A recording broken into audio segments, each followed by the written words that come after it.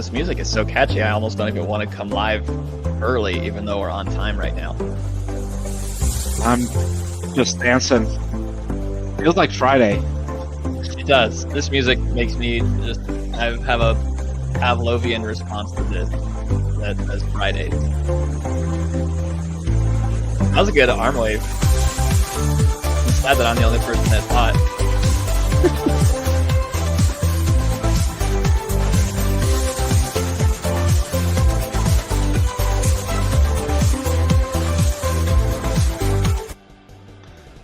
You wanted to catch me I was dancing? trying to catch you. I was trying to catch you dancing. Whew, that was quick. Happy Thursday. Happy Thursday, Alan. Happy Thursday, everybody. Thank you for joining us. What is it? It's 11:30 Texas time. Well, it's 11:30 for most of Texas time. I understand that you're in Texas and it's not 11:30 there. It is not for me. You know, What's going on, Ziad? It's not Friday yet. I wish, but it'll be here soon. It'll be here soon. Sooner for you, but yeah. Here's something interesting. This probably isn't gonna hit quite the same for people that aren't American, but there are people that live in Texas that live further apart from other Texans than some Texans live compared to New York. So I live closer to some people in DC, in Washington, DC, than I live to other Texans. Yeah, Texas, you can drive for hours and hours. I think, if you go straight up from point to point, it's probably more than a day to drive just to go across Texas. It's crazy how big Texas is. Yes. Not fun in a lot of cases to do those drives, because the big part of it is not pretty. It's not just you're not watching ranchers drive cattle when you're driving through central Texas. You're looking at windmills. That's and not even nice windmills. It's just like the wind turbines. Yeah. I've done that drive several times from the green to the desert. It just gets not prettier. Uglier and uglier, I can say, as you move to the west. Yeah. I'm not sure I'd say ugly. Maybe just less and less pretty. It's a good question by Ziad. Is time zone management hard in Texas? For me, it is, because Texas is like 99.8% in a single time zone, and then there's me. And this little corner of Texas that is in mountain time, which is just 1 hour difference, right? So it's tough. Are there mountains where you live? There are. I can see mountains here from my window. It's actually really nice. Yeah. Okay, so as much as I love banter, we're just gonna roll today. I think we're actually gonna banter a lot because this is not that hard of a build, and I have written most of it already to see if it would work. So this is where... I don't know if anybody saw, but I was definitely sending messages inside of the Believe in Serverless Discord past couple of days that just say, this is a test, please ignore. This is a test.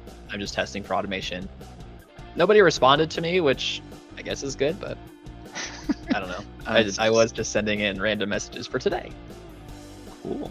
Yeah, and you've done a lot for this, so this is where me and everyone else get to judge what you've built, which is probably my favorite part of my days when we used to work together. Working together again. Yeah, yes. Yeah. So be judgmental, people. Be judgmental, and let's see if you have options to make it even simpler. Throw them out there. We can maybe try them and play around with it. We'll have time. We will have time today. Okay, so let's talk about what we're here to build, because you said the word judgmental, and I intentionally created a clickbaity title for this session, which was let's build a judgmental RSS feed. I think that's what it was. Judgy. And a judgy, a judgy RSS feed, which isn't really wrong. So I can't say rightly that it was clickbait, because it is actually what we're going to be building. But judgy is just kind of a strong word.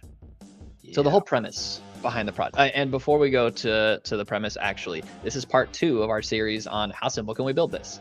A lot of times, you know, we've been inundated with content around, you know, a lot of times it's the same thing. A whole bunch of people building the same thing and close to the same way. Usually each iteration becomes a little bit more complex, a little bit harder, and before you know it, you generally accept the way too complicated, over-engineered solution as the way that's done, because we've seen it 40 or 50 times and we've just enhanced it along the way. So this series is taking that back to its roots and say, does it really need to be that hard? It could probably be simpler than that. Yeah. And to build it simple.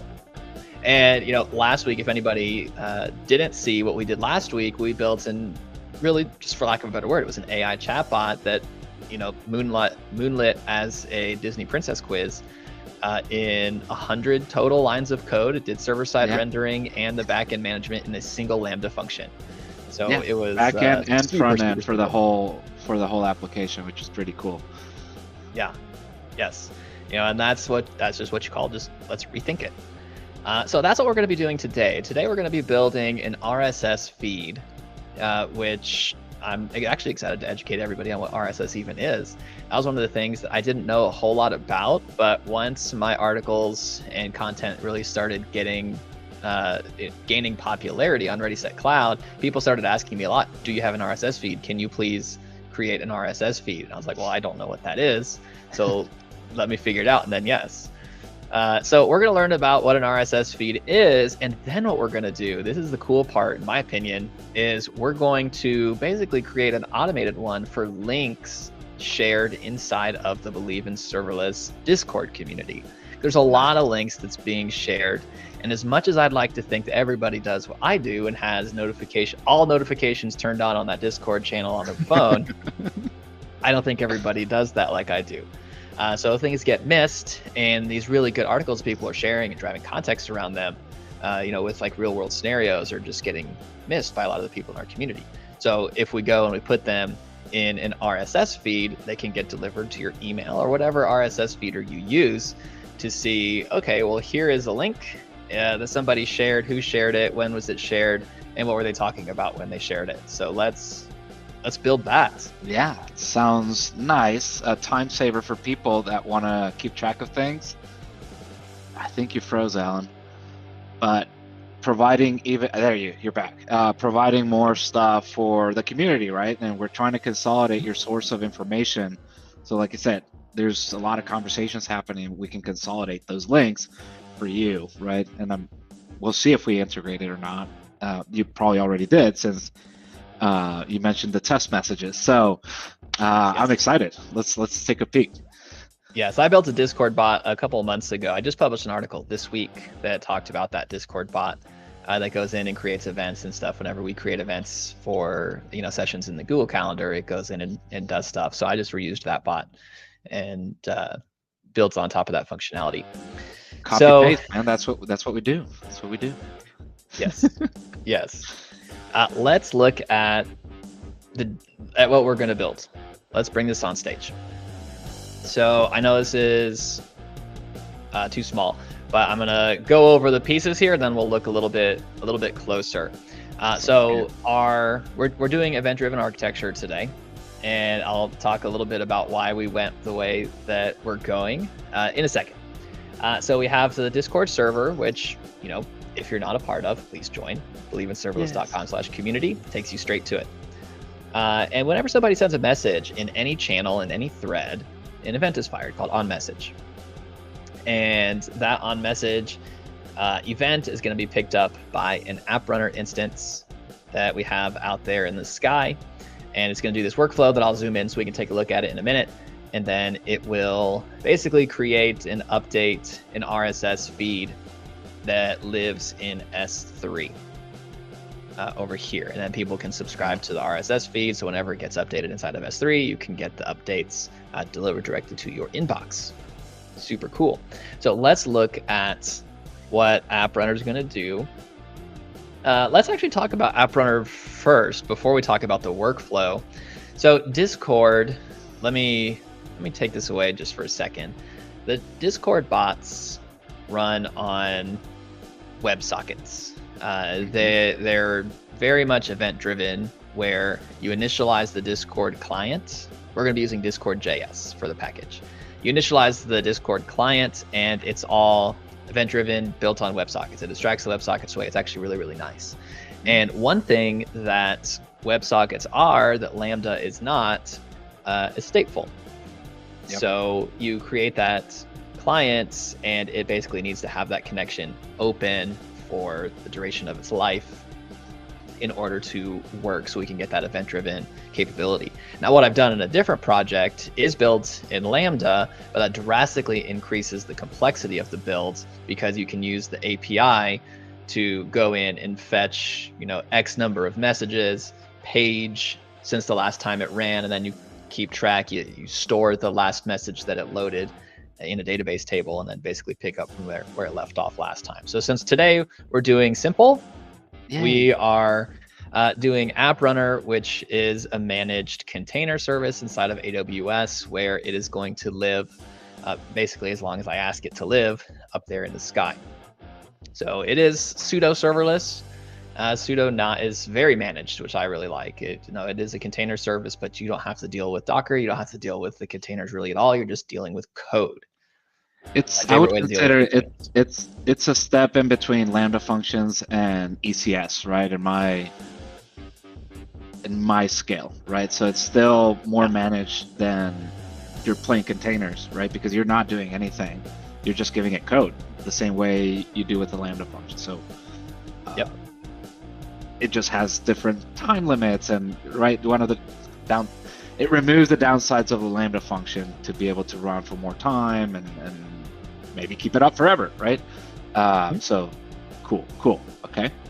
Okay, so what we're doing today is iteration 1. I will call out the shortcomings of this design as we get to them. Okay. And I'm fully aware of a handful of them, but it'll work at the end of the day. We'll just we'll talk about scale. That's usually phase 1 of every project. Get it to work, then make it better. Proof of concept. Just make it work. Okay, so inside of this AppRunner instance, let's make sure that you can see it. Okay. This runs every time a message is sent inside of Discord. So that's basically the function that we're wrapping here. So just pretend like there's on message right here, and what it's going to do is it's going to find the links inside of the message. So I can type whatever message that I want. Here's a blog post that I wrote this week. Link. Cool. Easy enough, right? Is this no question? This is going to be triggered for every message in the server. Yes. Cool. Okay. Yes. I don't think it does private channels, but I think it's just the public channels. But yes, everything, we can scope it down if we wanted to individual channels, but for now it's just going to be open. Again, that's one of the shortcomings. Let's just get it to work first. Okay. Yeah. Cool. Now that API is not actually serverless in the sense that you pay for what you use, so it doesn't actually cost us any extra money to listen to everything. Yeah. It's the processing side where the cost comes in. Yeah. But since we're using AppRunner, you're still going to have it running.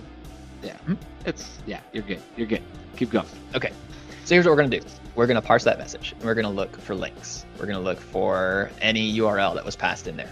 If the message does not contain any links, if the message doesn't have any links, we're just going to do nothing. Skip, return. Call return on the function, and we're done processing for that message. Okay. If it does have links, then we are going to load the OG data. OG is an acronym for Open Graph. Now, if you're not a web developer or a content creator, let me explain what OG is. OG, Open Graph, really is metadata. That's the big thing. It's what search engines use to scan and kind of classify your data on your web pages. And then also it's what's used for building social preview cards. So whenever you post a link in LinkedIn or in Twitter, it uses this metadata that lives inside of the head element in an HTML page to pull that meta out and display it on screen. And if you're using something like Dev2 or something like that, right, it's that first chunk that gets defaulted at the top, right? Some systems, some engines take that and add it to the metadata for you, right? So that's your basically YAML, YAMLized OG data that then gets processed to the actual page. Yes. Yeah. So what that's going to do for us, loading that OG data is going to get us several things. It's, so we start with a URL, right? Let's take dev2 as an example. It'll be, http dev.2/article/ I made this project, right? So we go from that and then we fetch the OG data from that URL. So inside of our AppRunner instance, we're going to be loading information about it that gives us the title of the article or title of the page, the description of the page, the content type, which is something that's always in there as well. So it'll tell you it's a video or an article or a blog. And then it has like the published date and the author and the website that it is hosted on. So it has a whole bunch of good, relevant information in there. The next step that we're going to do after we load that OG data is we're going to pass that over to Bedrock, Amazon Bedrock, because of course everything that we do has AI these days. And what we're going to be using that for is determining, is that link relevant to the community? This is where that judgy keyword from our title of this stream comes into play. We're judging to see if the link that's being shared is relevant to the community. So if I go in and just paste the link to my Twitter profile, it's going to say, no, that's not relevant. We're not going to process this anymore, right? So we'll ask Claude, I think we're going to do Sonnet today, is this relevant? And I'll show you the prompt that we're going to use for that. It'll come back with a relevance score, and that relevant score will cut off at a certain threshold, and you and me, Andres, can determine what that threshold is. And then if we determine it not relevant, we're done. We're done processing that link. No more. If we have determined that it's relevant, then we will learn a little bit more. This conversation in YouTube is just going crazy. We'll try to build a little bit more context as well. So we'll pull the recent messages so we can get the conversation around this shared link, so we can get some, actual real world context for something. And then we'll give it back to Bedrock and say, hey, can you please create something meaningful to tell us what people were talking about when they shared this link. Nice. Then finally, we'll update the RSS feed, the easy part. Yeah, that's but the biggest. Cool. Yeah, most important, arguably the most important. But and so that updating that RSS feed, it's literally an XML file. It's XML. I was really sad. I asked ChatGPT yesterday. I was like, "So is RSS feed just JSON?" And it was like, and it said in bold, "No, it is not JSON. It's XML." Whew, okay, man. Take it easy. Dang it. So I do have an NPM package that does that for us. So, as far as RSS feed apps or whatever, they're reading that XML and basically parsing the diff, or what is it that you consume, right? Because you're not consuming the whole XML, you're consuming just the chunk you haven't.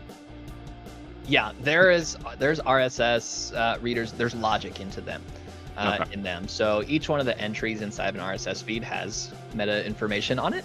One of those things is an ID, an identifier for that specific feed item. And an RSS feed reader will track what have you read before, what have you not read before, and it will show up as new or not. Cool.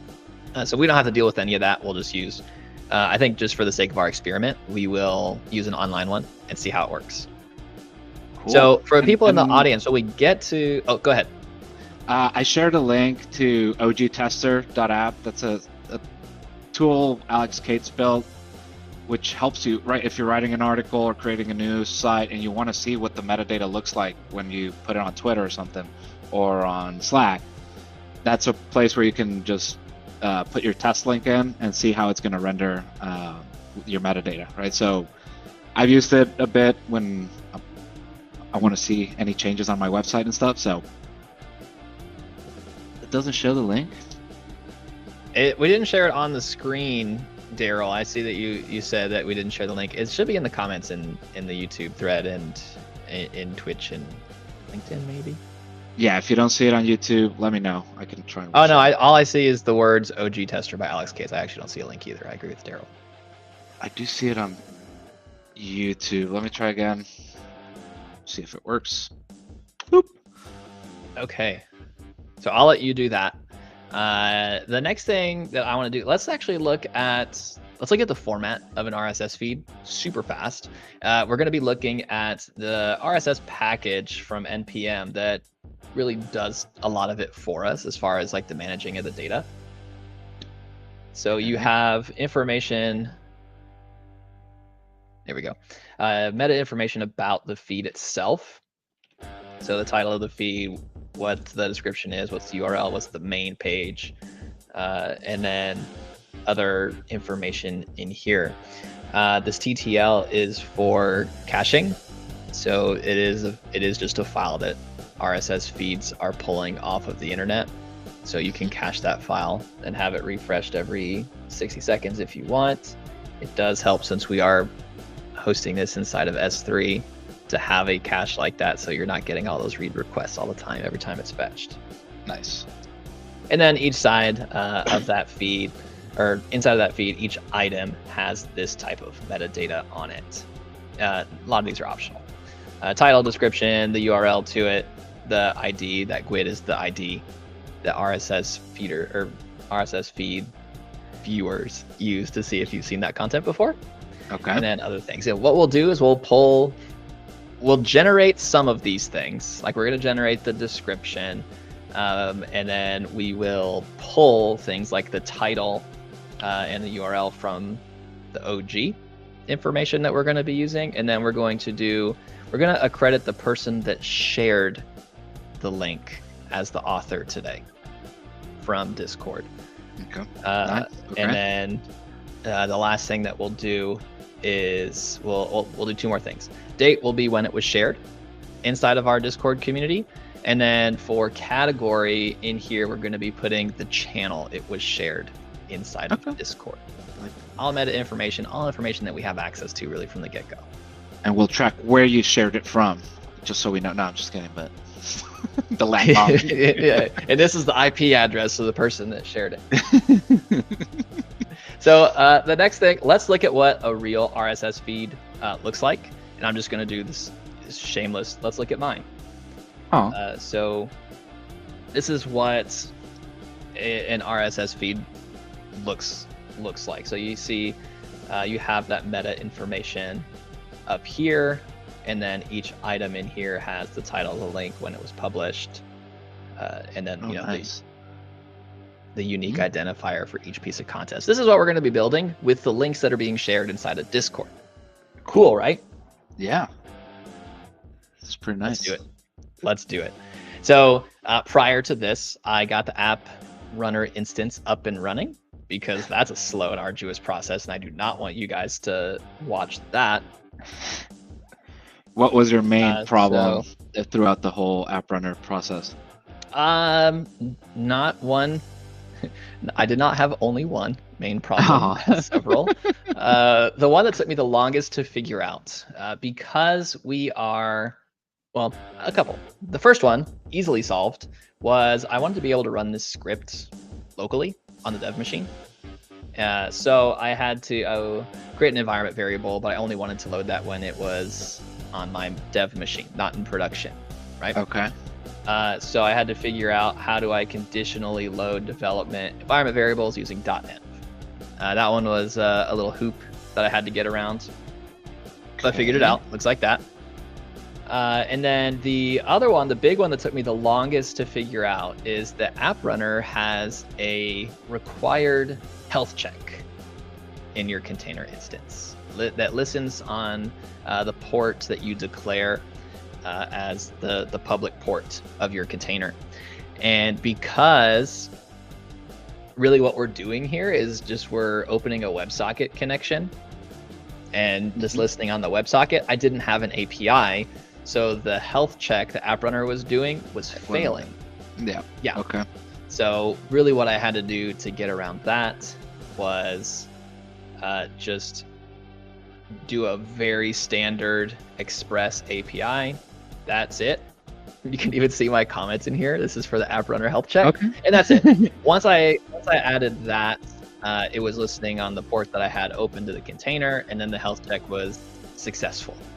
In AppRunner, if you were to throw an exception, AppRunner would consider this unhealthy and spin a new one, or what?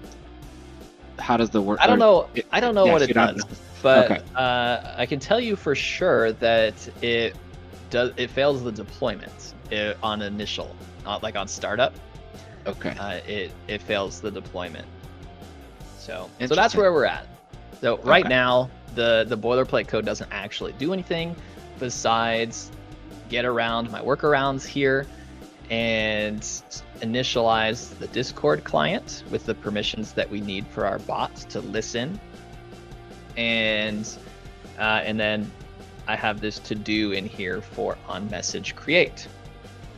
Cool. Okay. And So you that's where have we're gonna start. the first part. Yeah. So you're essentially receiving messages from Discord. Now we just need to process that. Yes.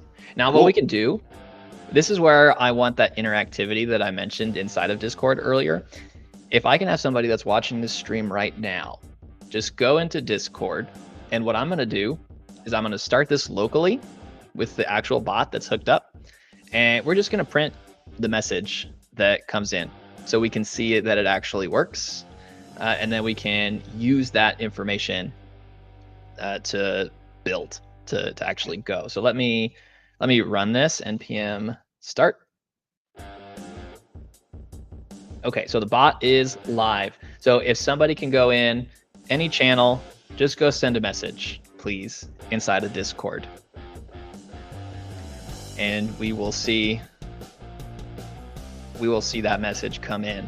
I think we'll give the audience like 20 seconds to do it. And if they don't, Andres, you just go ahead and send a message in there. Now I'm nervous. I mean, it worked earlier, and I was like lurking and watching people send messages from the terminal in my VS Code instance.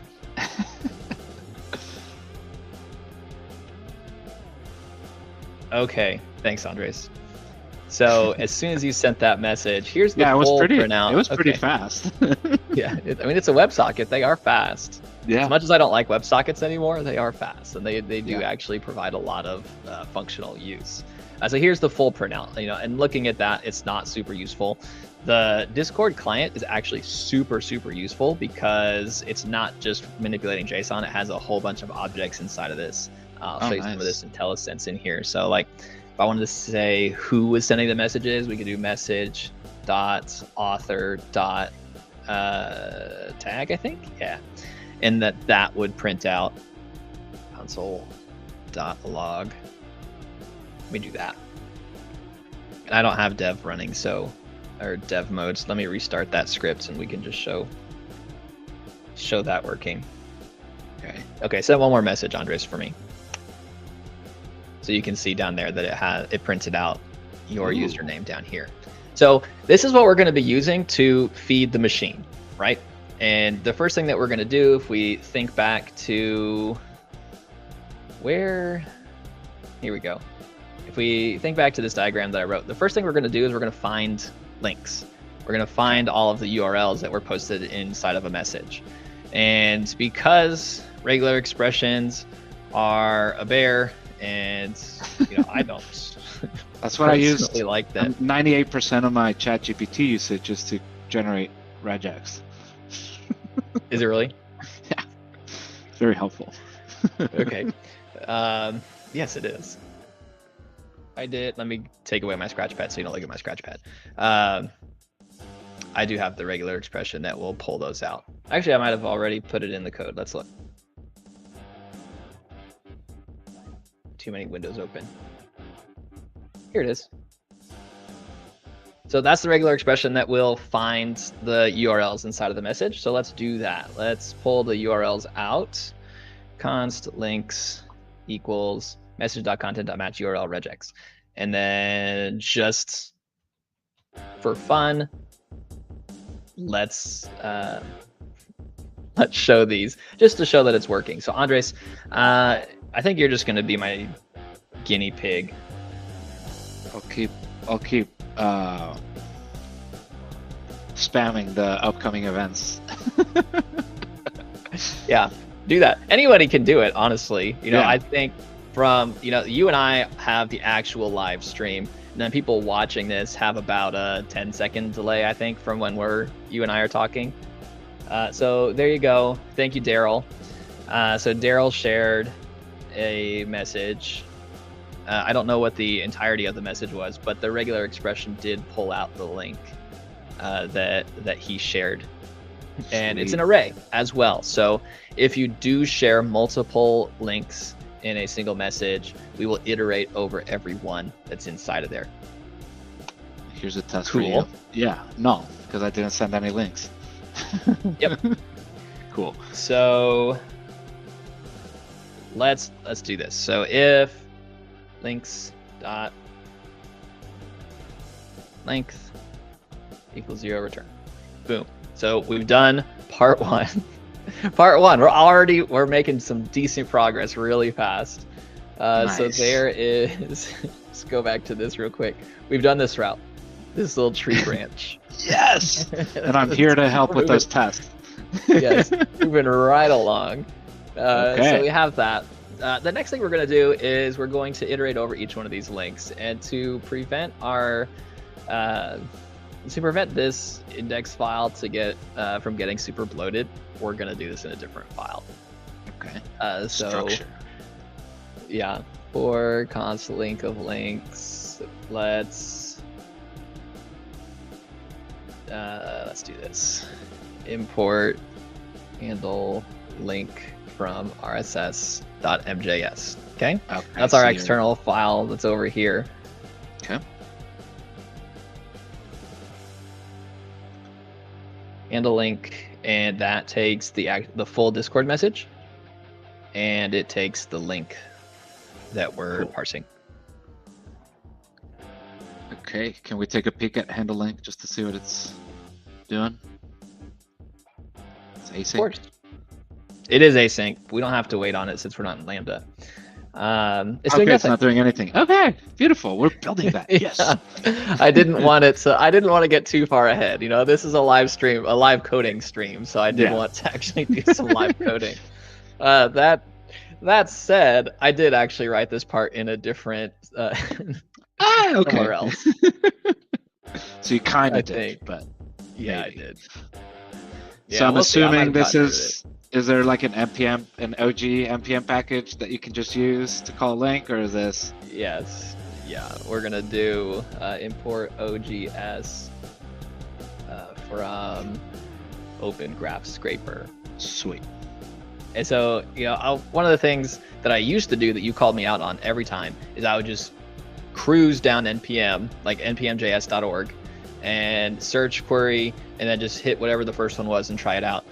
Now I actually go through and check meaningfully, what's the license on here, how many weekly downloads does it have, when was the last time it was published. Open Graph Scraper has like 58,000 downloads a week. This is one that I think people are using a lot for getting this meta information. Yeah. And so it's not in the millions. Usually you find ones that are like in the millions, but this is not something every application is doing, like I don't know, JSON schema validations or stuff. So it is a pretty good number. But yeah, that's good. That's good that you're looking at those things, Alan. I'm proud of you. Yeah, I don't write production code anymore, but I do things that I should have when I did.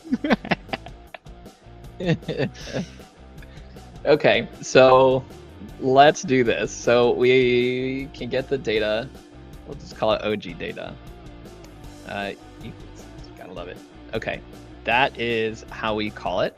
Now, Andres, you tell me, do you want to blacklist any specific URLs? Like, I don't want to use anything from Twitter right off the bat, or Discord. I don't want to waste our time on that. No. I didn't think you were going to think that hard about it, but yeah, no. Okay, so you're good with that? Yeah. Hey, thanks, Lee. I don't think he's watching the show, but perfect. Look at that. Let me see. This is where the context around the message is. Hey, it's valuable. Let me. Yes, it is. Let's see. Okay, so I am going to copy and paste. Go ahead. This is a true share by Lee. Okay, so it's a real one. Okay, so I can't really say thank you, Lee. I mean, I guess I can. Thank you for sharing what you wrote. I'm sure it's great. This is the information. This is the meta information that we're going to be collecting on that URL. Okay. Sound good? Yeah. Let's take a look. So this is, oh, yeah, I copy paste used a different variable name. Here we go. Okay.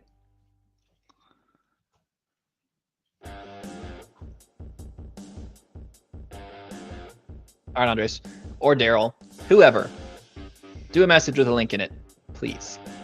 And we will go, and this will hopefully show us the meta information about that URL that you have posted inside of Discord. Should have had a link prepared. There we go. I mean, you could just do the one that you shared earlier, right? I haven't shared a link. No, I Okay, didn't. great. So look at this. So this is your article. Here's the URL. Here's the title of it. And then here's the description that you wrote or your Hugo site generated for you for that, right? So this is obviously giving us a lot of context pretty much immediately about this link that people are sharing, right? This is really nice. Really nice to have, you did it half a second later, less than half a second later, we're already processing the metadata on it. So the next thing that we're going to do is actually capture the data. Is get the relevance of it. Oh, is it a relevant? Is it a relevant link? Right. So we have all this metadata information. If it rejects my link, I'm going to be sad. Yeah. Yes. And so this is where the first kind of fun piece to this is, because this is the part where it kind of bridges into the subjective piece. Right? Because right now we've loaded everything very subjectively. We use regular expression to identify the link that you shared, and then we scrape to the website of the link that you shared to get the meta information about it. And now what we're going to be doing is we're going to be talking to Claude. I think I did 3.5 Sonnet to say, here's this information about this. Actually, let me just bring it up. So here's my relevance prompt that I created. Determine if the web page details provided below are technically relevant to the Believe in Serverless community. The page should be about serverless or something related to modern app development. Return your answer in a relevance tag.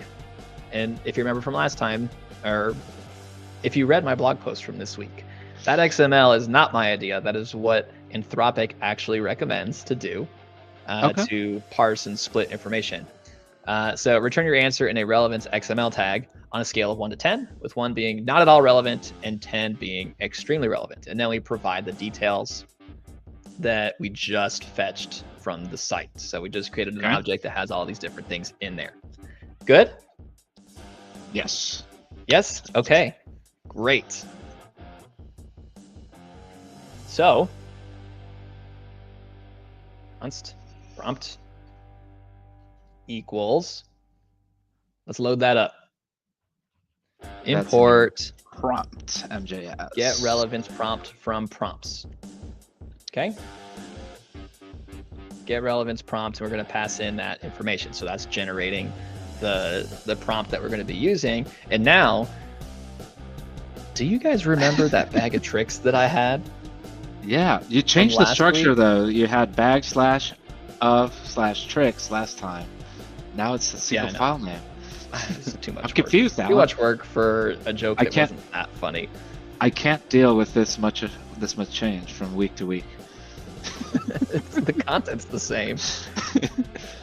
Okay, this is the part where I actually have to stop running locally because I don't have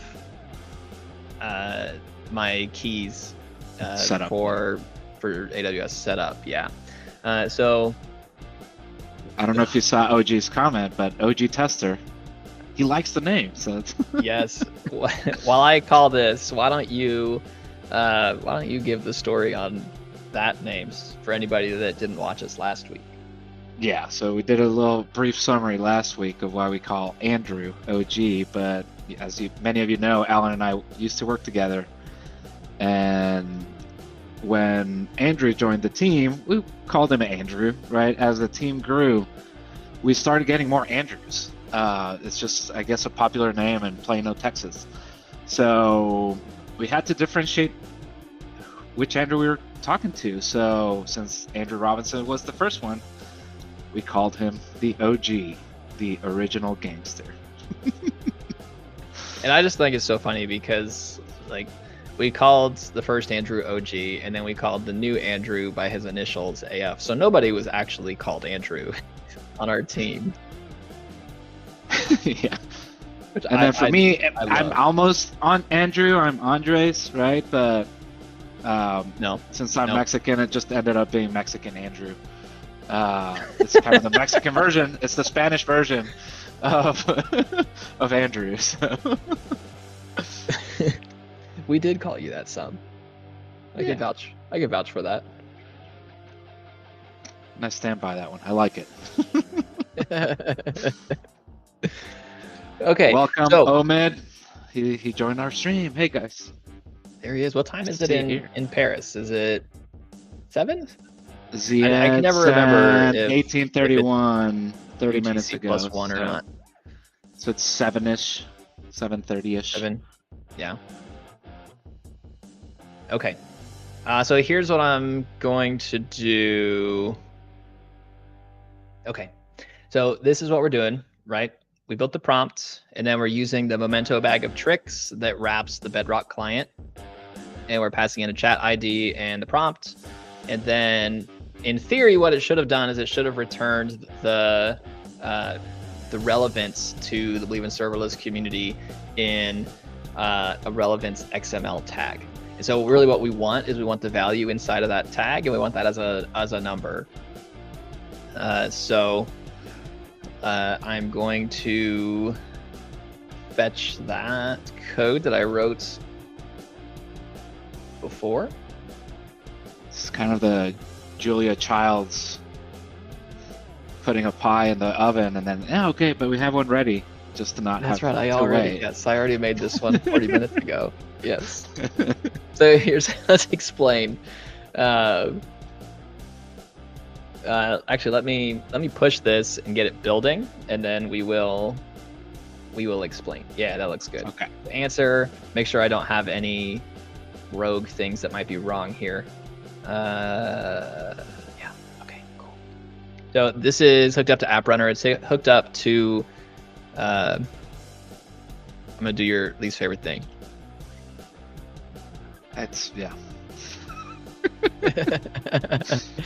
So this repository is hooked up to AppRunner via a GitHub integration, which is something that AWS provides just kind of as is with the AppRunner service. So anytime I push to main, I have it configured in the service. If we look, I have it configured in the AppRunner service on main to go ahead and kick off a build. Basically just redo everything. So there's the repository, and if you guys want to follow along and look at the code there, it is there. There, Alan Helton Dev / Yep. Yes, it is. Yep. And then it has the AppRunner role in here, and I have verified all of the roles that we need ahead of time, so we don't have a repeat of when we did the clip finder one. Did you just do star? Yeah. Yes. Okay. Cool. Yes. Allow star. Yes. I didn't do that. If anyone doesn't know me or Andres, I did not do that. It's a joke. Yes. In some circles, not a very funny joke. Yeah. Okay. So let's go and talk quickly about what we just did while that is building up high in the sky. So just how quickly does that build and deploy an AppRunner, right? How much time between commit to it being live? Like 3 minutes, not too long. A lot less time than when Q was coming up with that full development plan a couple weeks ago. True. That's true. Yes. Once you compare it to things, okay, you can make it better. Yeah. Yes. Okay. So let's look at this code super fast. So we're in the RSS file, and you can still read that. Okay. Yeah. Yeah. So we've fetched the meta information about the link that was shared inside of Discord. and we built this JSON object, which is all the relevant pieces. There's a lot more data in there, a lot more data. But this is the stuff I asked Claude yesterday. I was like, hey, what would you use from this to determine relevance? And it said those things. So that's what we're going with. So we scope the information down from here, and we build that prompt. Just one more time looking at that, which is basically going to tell Claude, hey, can you determine if this is relevant for the community? You know, here's their interests, and here's the information. And then we jump back in here. We use the bag of tricks that we talked about last week. It's basically all I did was wrap the Bedrock client with some code and put Memento in the front and behind it so we can automatically keep a conversation history for us. Cool. And so it will, you know, it abstracts some of the things like a chat ID, which is a unique identifier for the specific link that we're processing. For us, we're going to be using the ID of the message that actually comes in. Now here, actually, you know what? We need to change that because, we'll get there when we get there. Because this is using them, because this is using the message ID. If you share more than one link in an individual message, you'll run into a collision there. So what you would need is the message ID and the index of that link inside of the message. Catch my drift there? Yep. But anyway, so we pass that as the unique identifier, semi-unique identifier, give it the prompt that we just generated, and then we are pulling out the relevance, because that's what we asked for from Claude. Yep. How relevant is this to the community?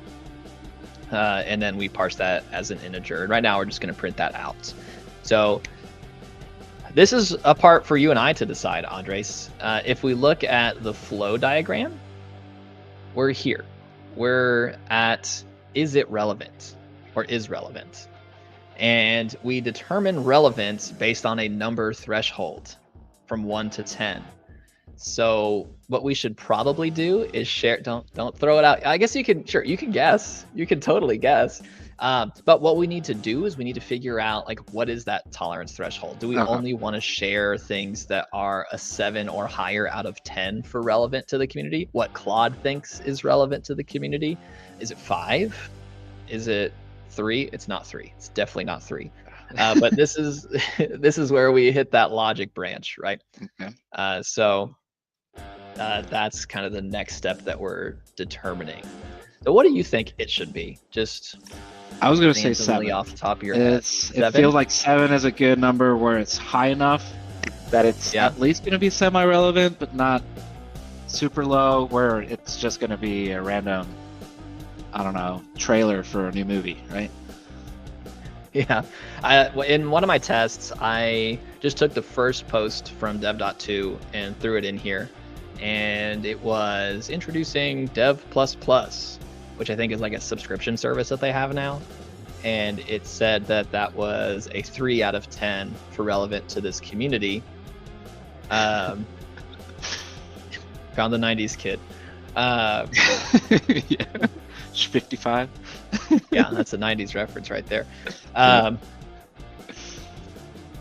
Anyway, so it said that, well, like the reasoning behind the 3 out of 10, Claude said was, you know, it's about a membership service, so that's not really relevant. But it's on dev.to, which is a developer community, so it's kind of relevant in that sense. So it gave it a 3. I was like, well, that's...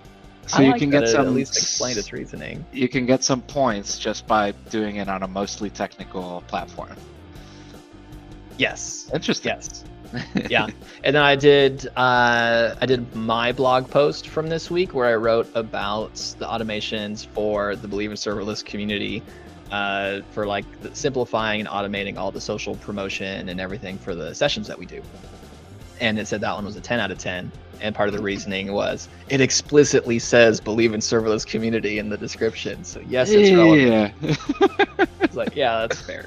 That's congrats on that. Maybe it's something I'm gonna need to run through with my post to make sure it's relevant.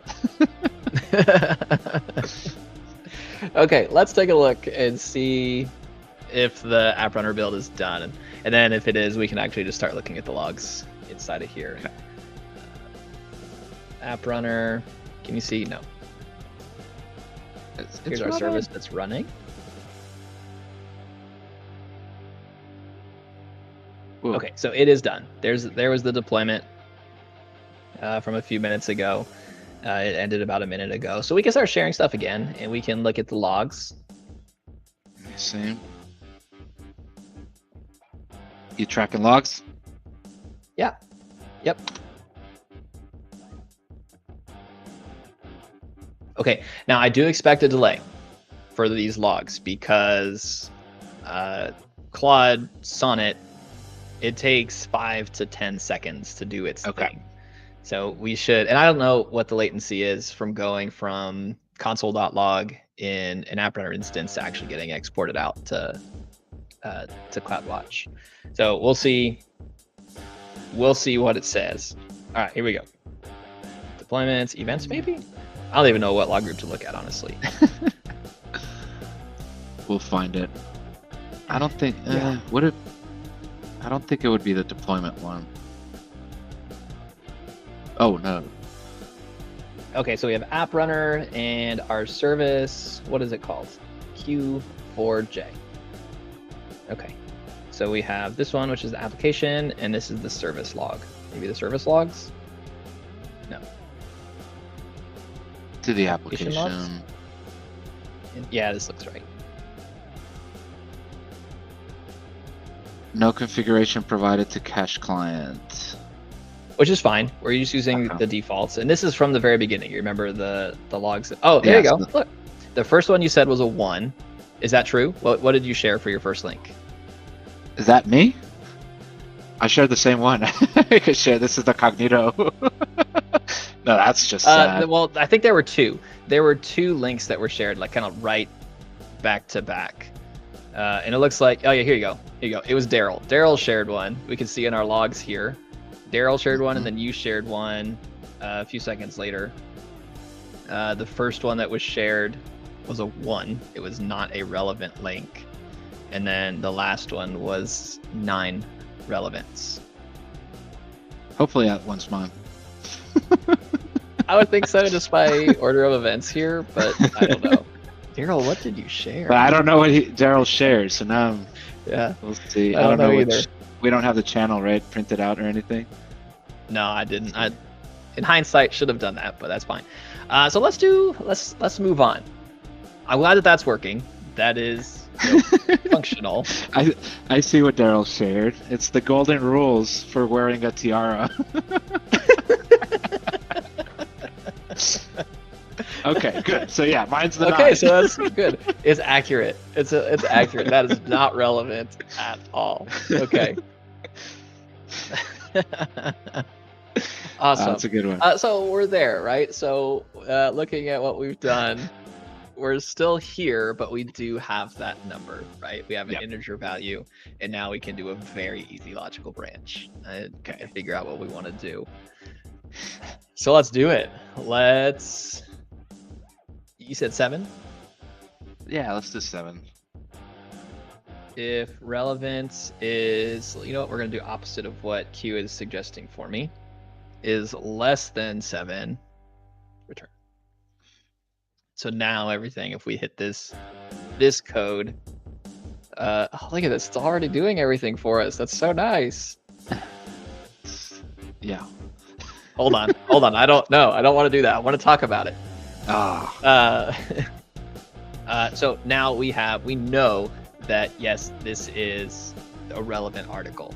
Now depending on how much time you and I have talked a lot today. Yep. One of the things that we can do at this point is provide additional context around the link. But I think right now what I want to do first is let's get that XML file updated. Yep. Let's actually do that. So I have up here this initialize feed function. There we go.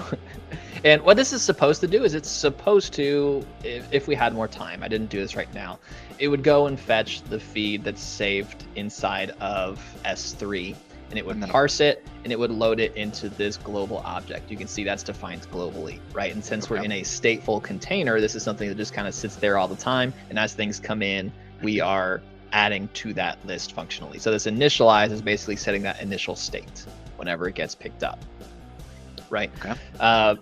We'll skip it for now. That's fine. And what we'll do is we will do what it said, what Q said to do. So we'll do feed.item. Okay, let's just start here. So we have the title, we have the description, the URL, the date. So this is going to come from, I said we wanted to do the date that the message was sent. Okay. And I think we've lost our IntelliSense because we're not using TypeScript. Disappointing. Yeah. But I have IntelliSense out here. So let's figure out what it is. Message.date? Created at? Created at. Is that a function or is that a property? It's a property. Okay, good.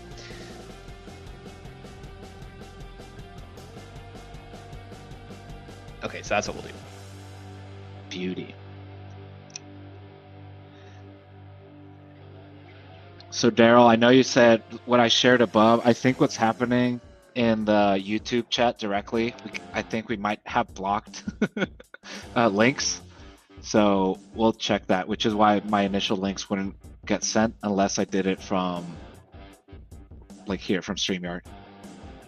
So we can't really see the link you shared above. Oh, that makes sense. That also makes sense why your link was, yeah, okay. Yeah. Author. So this is going to be the person that sent the message. That's what we're going to be doing in here. So author is that. Authors, that's message.author.tag. And then we said we were going to do the GUID as the message ID. Let's address this shortcoming super fast. So we're going to do ID and link. So let's oops. Let's do this super fast. So we're gonna message dot. I'm not sure what you're trying to do. The index of the link inside of that message. I'm just trying to append the index of it. Oh yeah, because we're gonna have collisions. Yeah. Is this the format? Is that right? You can just do a comment and ask Copilot. I'll get rid of the for. We'll just do this links.map because I do know this is right. Let's see. Link For and I think you have it correct. Index, comma, item. Without the square brackets. And the for in. So it's index first. Seems like it. Is it? Okay. That doesn't seem right. And the example here, which has been upvoted 9,034 times, doesn't have square brackets. It's in parentheses or it's in curly brackets? It's in nothing. Just, and it doesn't have const. Oh, but you're doing, it's not in. I could do this in. Is this JavaScript? I'm just doing map, dang it. I'm just going to do map. It's Python. Dang it. That's fine. I got it.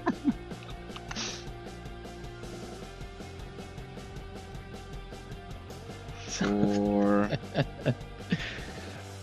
let's see. Message. I'm just curious. ID.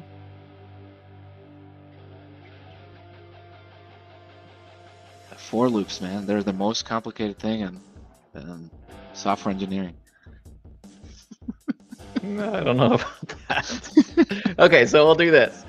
Okay, so we have the ID of the individual link inside of the message, and then we have the message in the link. So we'll process that. So there we go. So the GUID is going to be the ID that we passed into the function, and then the last thing we want is the categories, and that is going to be just the channel name. So that's Discord message dot channel. I realize I have this wrong.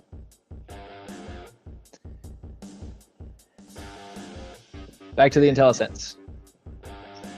You know, I really am regretting not using TypeScript on this one. It's message. Oh yeah. Yep. Is it tag? No, it's name. Yeah, there we go.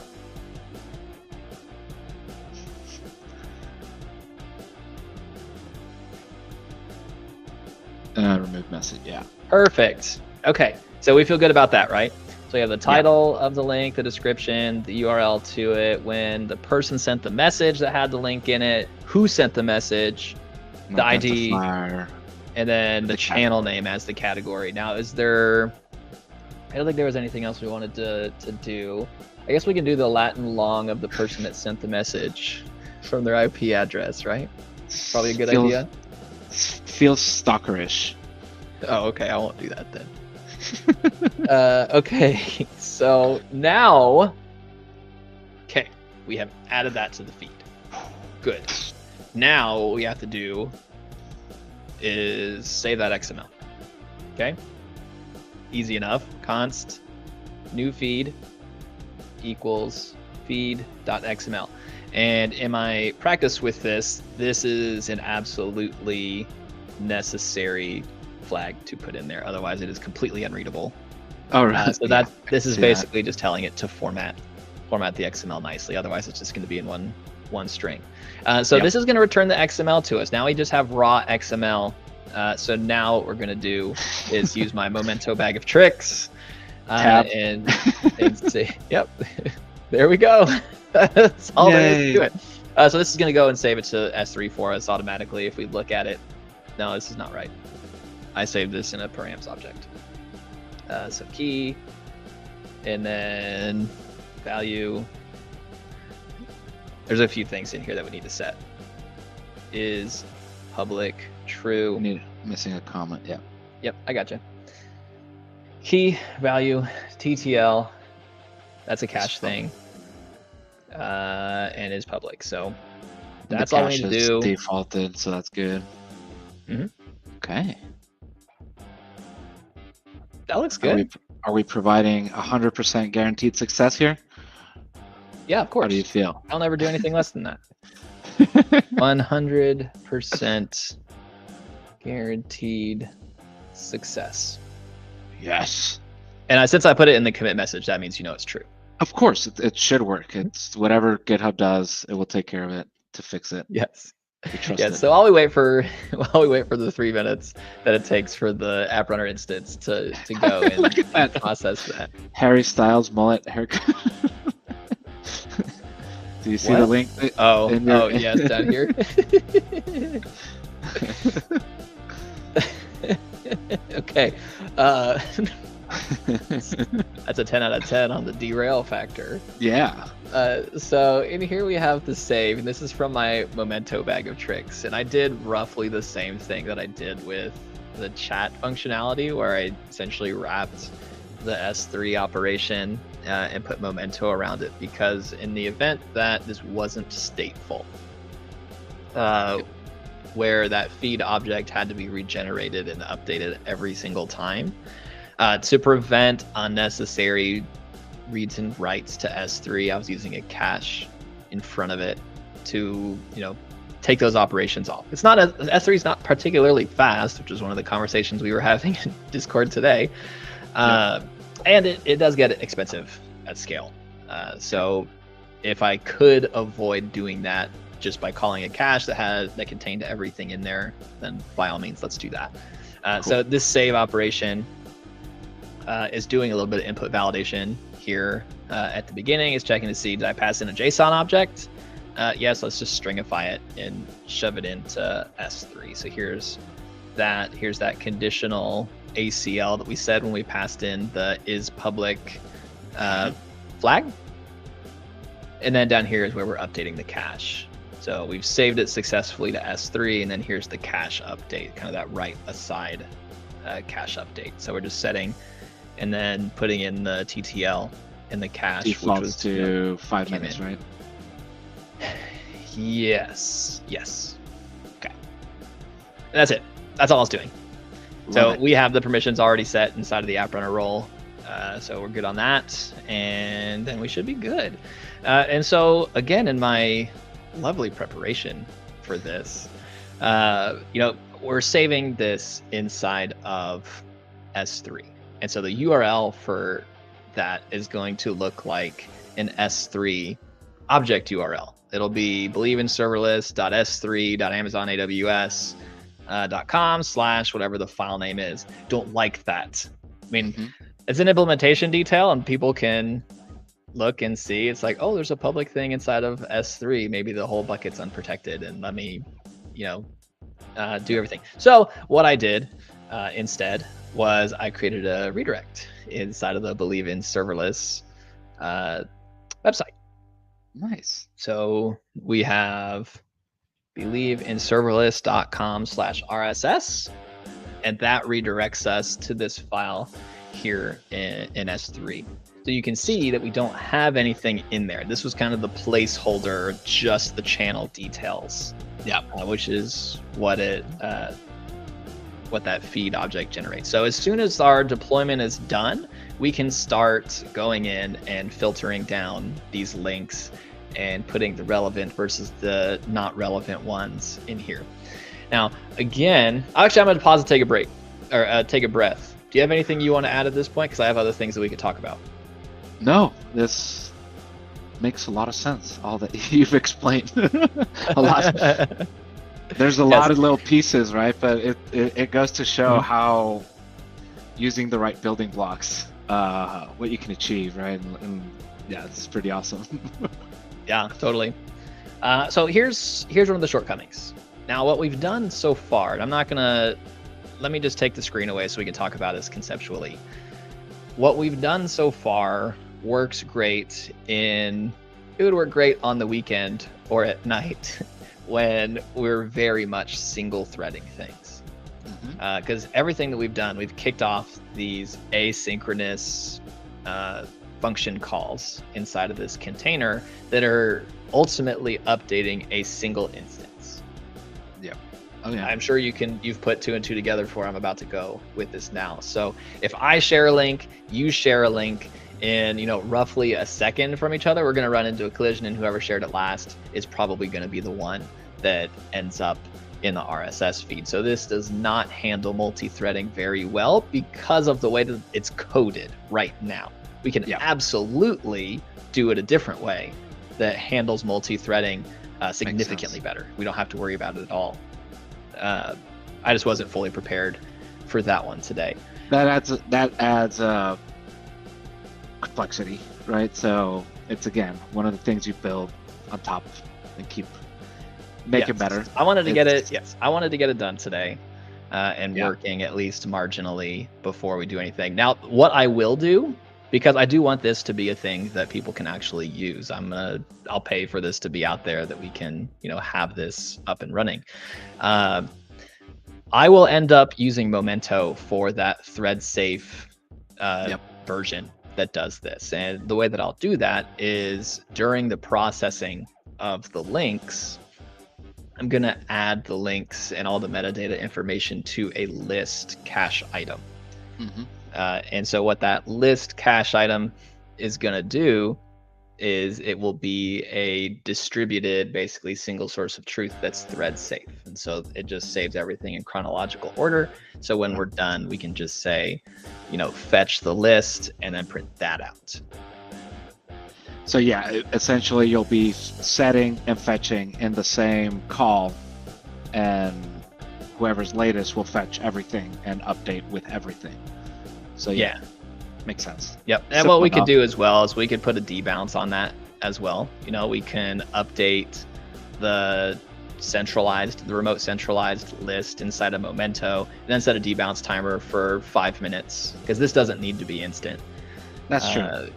And anytime that debounce gets hit again, we just reset it for a few minutes, and then when that timer finally elapses, then we go and we actually write it to S3. That saves a lot of write costs as well, ultimately. Yeah, that makes sense. Kind of batching them up a little bit. Yeah. Yep. It's still event driven, but it's also doing batches.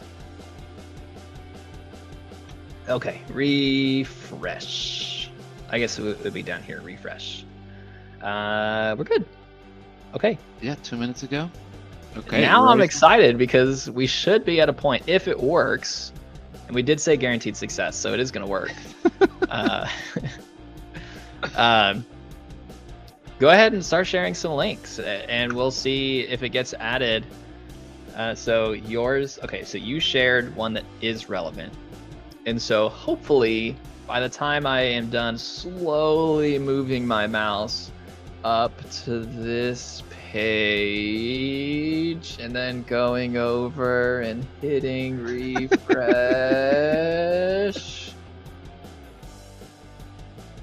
It didn't work. I mean, I think I drew that out long enough. That was really painful for me to say. So let's look at the CloudWatch logs and see if there's an error. That's unfortunate. It doesn't, I mean, it's 1740. 40, that's right now. It says it was super relevant. Is your if correct? Yes.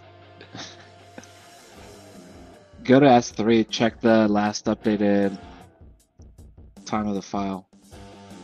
Well, it should show this, right? I would think that we would see something in the logs, but that's something that we can add. I mean, we can definitely add. But there's the 9 again. Yep, at the right time too. As with someone else. Don't like poking around my AWS account when we're streaming live. Not a fan. Okay, so yeah, it wasn't updated. And I don't know why, because if there was a permissions issue, I would think that we would have seen that. Did you await? Did you? You don't have to await. This is stateful. That's true. Let's see if I called it. Yeah. And nothing in the console.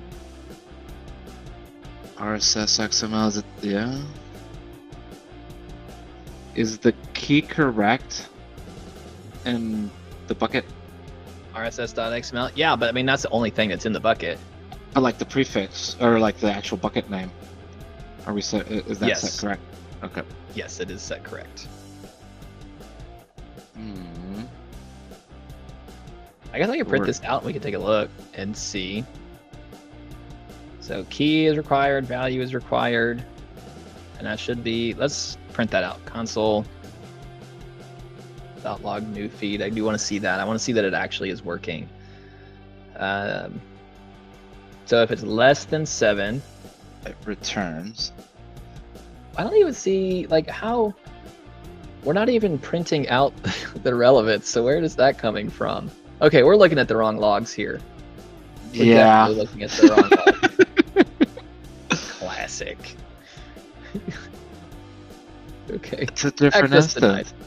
There we go. Oh, access denied. That makes a lot more sense. Yeah. Good call on the console log. It's like, why are we getting the user and the relevance? It's like, yeah. Oh, I guess there's an old instance still running and listening to messages. Is that the case here? No, I think maybe because we were getting it right now, right? So there's another listener. Why still would that be hanging around? I don't know if it's just not being terminated correctly or what, but yep. Oh, okay. Alan, you said you had all the permissions. Honestly, I thought I did. If you had, would have used ***, it would be fine. When I was testing it locally, I was using my administrative key, and it worked. So this is not that. Darn it! So it's another case of it worked on my machine. Yeah. Yes. Okay, let's add that. So we have this and put object ACL. So and it's because on the we were object. making that public, it needed that extra. It needed that extra permission. Love it. Now I don't remember what we said last time. If I update this role, do you have to restart the AppRunner instance? Whew, that was a while ago. So many. Yeah. Slept since then. I think we did. If I remember correctly, I think we had to restart it. I mean, it's going to spin up a new one based on what we saw, and it's just going to keep the old ones running. Yeah, I'm thinking it's that WebSocket connection. It's that long-lived connection that wasn't terminated properly. that's hanging on and keeping those logs going.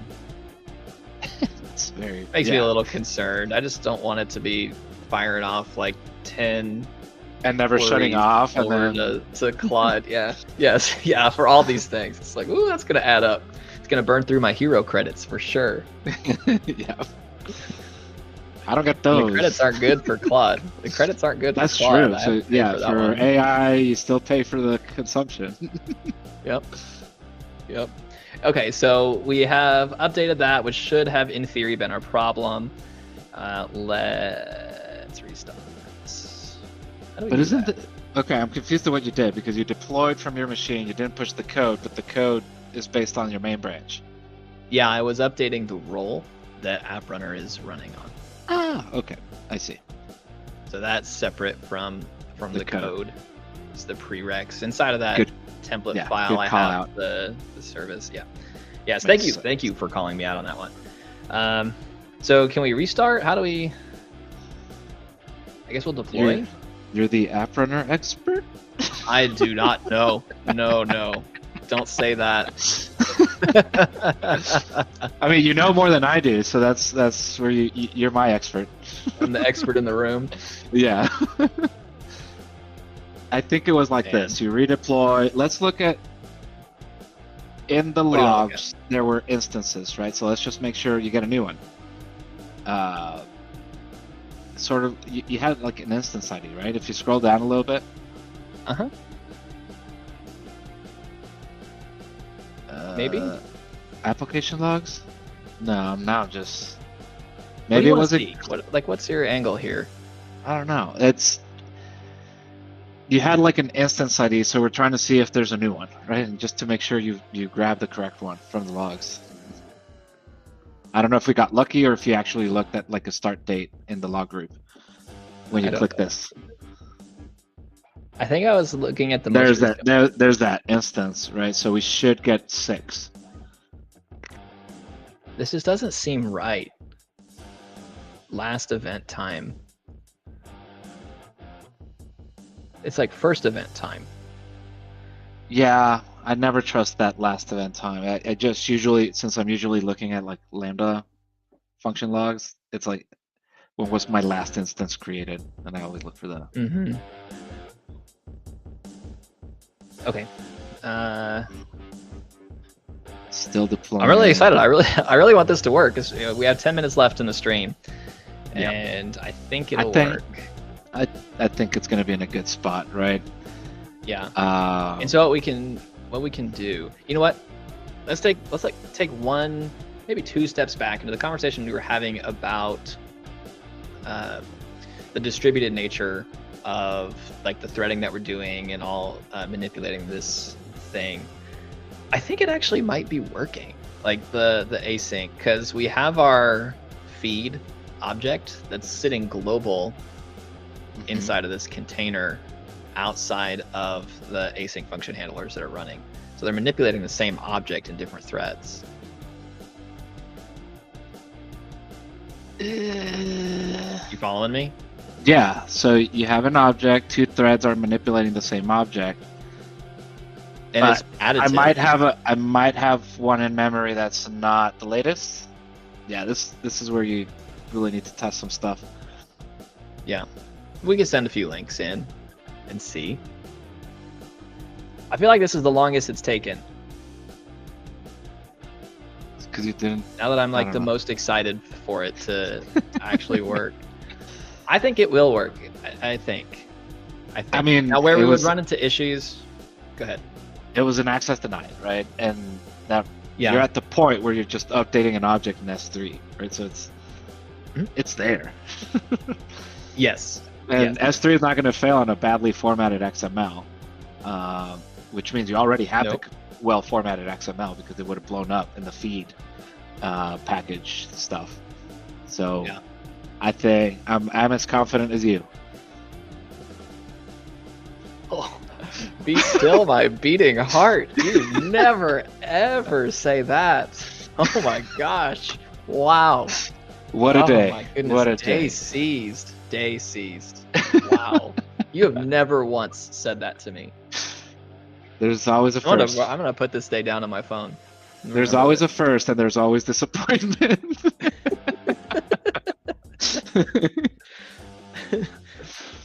Oh, it's just now saying it started. Okay, how long has it been? No, it started a while. Minutes. Okay. It yeah, should so we be should be about there. finishing. It's averaging about 5 minutes. Maybe like 4. And I just made your day in those 5 minutes, so definitely worth it. You did. You did.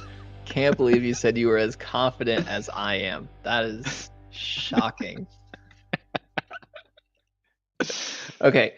So really what we should be seeing here is as soon as this is done deploying, anyone that's watching can send a message in the Believe in Serverless Discord to any channel with a link in it. And the backends that we have, I'm just catching everybody up. I know a lot of you have been with us for the majority of the time, but the backend will pick up that link. It'll pull some data, basically scrape the HTML, pull the OG data. We talked about Open Graph quite a bit. And then it will pass that Open Graph information, which has like the title and the description and the type of content that it is, over to Claude 3.5 Sonnet. That's what we're using today. And it'll say, hey, is this relevant to the Believe in Serverless community? Claude will give a scale of 1 to 10 of relevance, 1 being not relevant at all, 10 being super, super relevant. And then what Andres and I are doing is we are throwing out any links that are less than 7 relevance to the community. For things that are 7, 8, 9, or 10, we are then getting information from the message in Discord, like who was the one that shared it, what time did they share it, and then pulling some of that Open Graph information as well, and adding it to an RSS feed, which is just an XML file, and then we're updating that XML file inside of S3. Okay, good. I talked through it. I talked through the delay. So that's it. So now we're ready. We're up and running. So feel free, share a link in Discord. I'm going to look at this raw one, and then what we'll do is we'll also look at this feed through an RSS feed viewer that's in the browser, and we'll see how that looks as well once it has items in it. I don't know if you know this, Andres, but at least Outlook has an RSS folder where you can just copy and paste feed URLs directly into it, and then they come in and look like emails. Oh, nice. I did not know that. That's pretty cool. Mm-hmm. Yeah. I think Teams has it. Slack might have an RSS integration as well. Yeah, it definitely does. Yes. Slack has an RSS integration where you just get messages automatically in Slack when things update in a specific RSS feed. So this is a really good way. I think what we built is going to be really cool for staying up to date, because this is the dive into the conversations that people are having. Yep. Yeah. Okay. So, moment of truth. It downloaded a file. It did. Okay. It's not what I expected, but okay.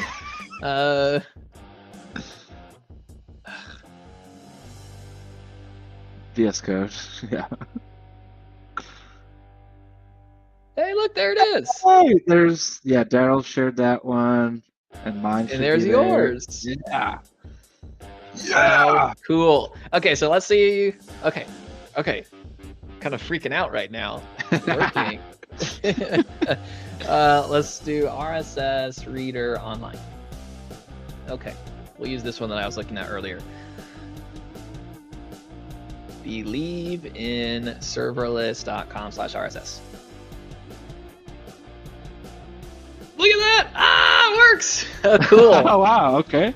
That's awesome. Let me do another one. Oh, I love it. Oh, that's so cool. Upcoming events. Let's see, another one. Okay, so really the next enhancement that we're going to do off of this, and not today, the next enhancement is to generate that context of what was the conversation going on when somebody shared this link. Yep. So we'll pull back the previous few messages. We'll probably filter them down by date and time as well, because I don't want the last 5 messages, but if somebody just randomly posts out of nowhere a link, that obviously is not relevant context. So we'll filter it out to the last like 3 minutes. We'll just pull everything from the last 3 minutes. and then feed that to Claude as well. I had another prompt ready. Hold on, let's look at it.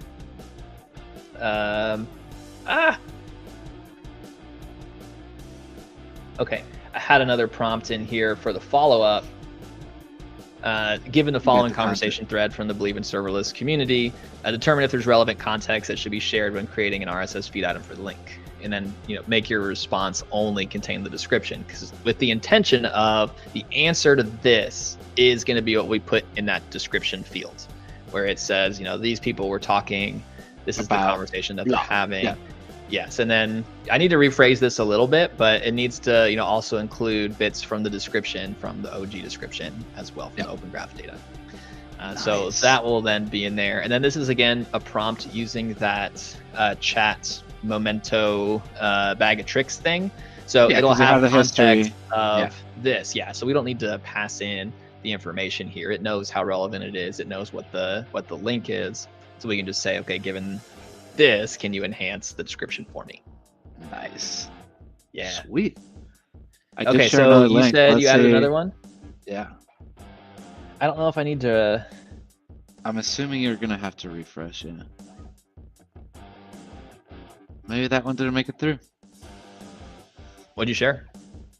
AWS news. Let's look at the logs. Now I just kind of want to do a digest for myself to see who's sharing crap links. Yeah. Irrelevant links.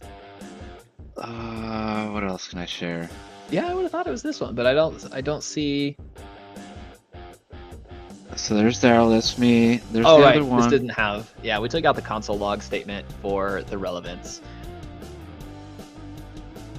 Oh well. Let's see. Yeah.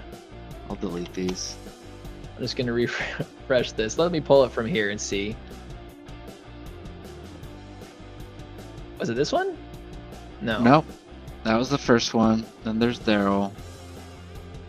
That's the one. AWS news. Yeah. So it is there. Okay. Yeah, it's there and it's getting pulled down. I don't know what's up with. Where were we? What tab was that? This one? Yeah. Now it might be caching that. Yes. That could be, because this isn't really, RSS is not an event-driven thing. Just kind of by nature, you got to poll. So we'll see. I guess we can try one more. Incognito or something. Yeah, that's a good idea. Let's do that. RSS. I don't know. Maybe this site caches it. Maybe it's using like an open cache header. Yeah. RSS reader online. Let's use another one. This one? Feed roll.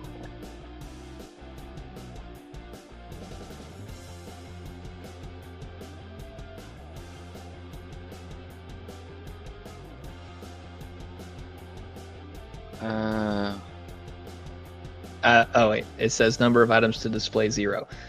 Oh no, I don't know. Believe in serverless. I don't know, man. We definitely saw it get in there somehow.